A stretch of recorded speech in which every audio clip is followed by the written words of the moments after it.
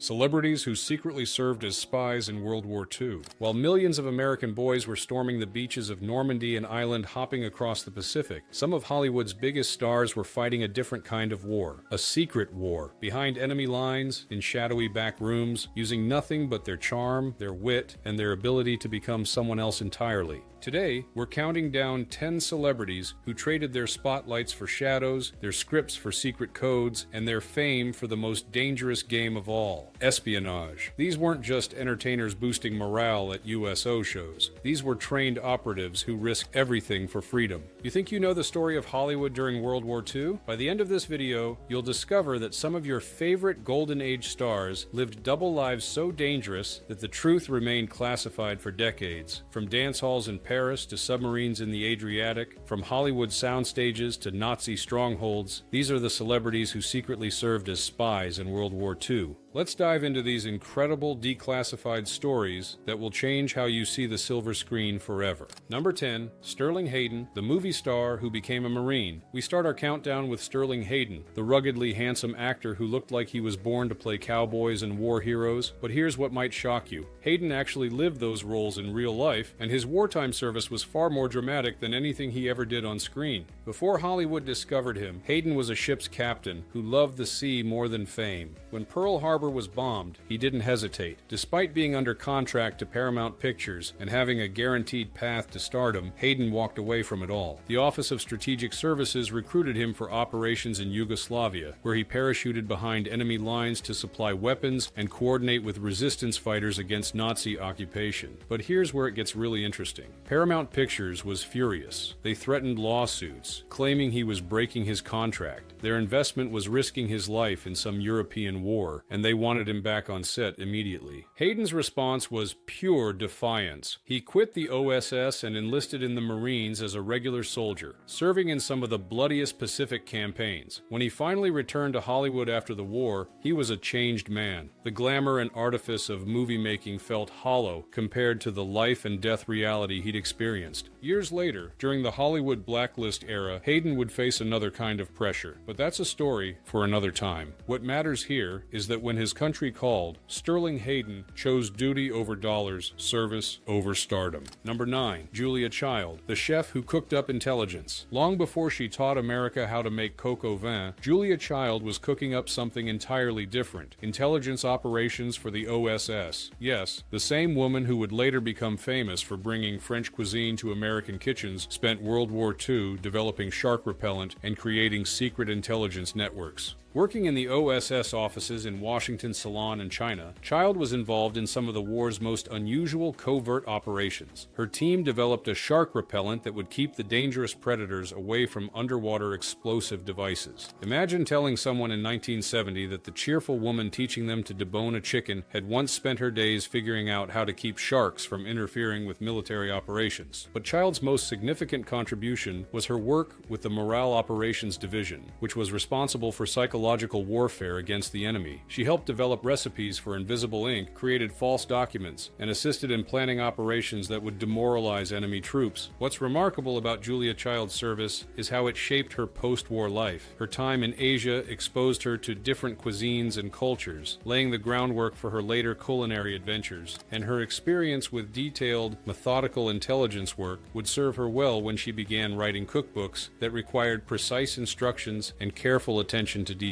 When Child finally achieved fame in her 50s, few people knew about her wartime service. She rarely spoke about it publicly, preferring to let her culinary achievements speak for themselves. But make no mistake, before she was America's beloved French chef, Julia Child was a trained intelligence operative who served her country with distinction. Number 8, Josephine Baker, the performer who danced with danger. Josephine Baker's story is one of the most remarkable tales of courage and patriotism you'll ever hear. Born in St. Louis and raised in poverty, Baker found fame in Paris as a dancer and singer. But when the Nazis marched into France, she faced a choice: flee to safety in America or stay and fight. Baker chose to fight, and her weapon was her fame. As a beloved entertainer, Baker had access to high-ranking German officers who attended her performances. They saw her as harmless entertainment, a beautiful, exotic dancer who couldn't possibly pose any threat. How wrong they were. Baker used her performances as opportunities to gather intelligence. She would mingle with German officers at parties, charming them with her vivacious personality while memorizing their conversations about troop movements, supply lines, and planned operations. Her photographic memory allowed her to retain incredible amounts of detailed information. But Baker's most dangerous work involved traveling throughout occupied Europe under the guise of entertainment tours. Hidden in her sheet music were coded messages containing vital intelligence for the French resistance. She smuggled photographs of German installations by pinning them inside her undergarments, knowing that male officers would be too embarrassed to conduct thorough searches. The risks were extraordinary. Baker carried cyanide capsules disguised as bobby pins, ready to take her own life rather than be captured and tortured. She knew that her fame wouldn't protect her if the Germans discovered her true mission. After the liberation of France, General Charles de Gaulle personally awarded Baker the Croix de Guerre and made her a Chevalier of the Legion of Honor, but her service came at a cost. When she later tried to return to America during the Civil Rights Movement, the FBI viewed her leftist political associations with suspicion. The country she had risked her life to help free from fascism now treated her as a potential threat. Josephine Baker proved that heroism comes in many forms, and sometimes the most unlikely people make the most effective spies. Number 7. Noel Coward, the playwright who wrote scripts for espionage. Noel Coward was known for his witty plays, sophisticated musicals, and razor-sharp tongue. What wasn't known until decades later was that this master of words was also a master spy, using his celebrity status and international connections to gather intelligence for British intelligence services. Coward's cover was perfect. As a successful playwright and composer, he traveled extensively, mingling with high society figures across Europe and America. Who would suspect the flamboyant entertainer of being a spy? His theatrical personality was so over the top that it seemed impossible he could keep a secret, but that was exactly the point. Coward's public persona was so well established that it provided perfect camouflage for his intelligence work. He attended embassy parties, cultural events, and social gatherings where loose lips often revealed important information.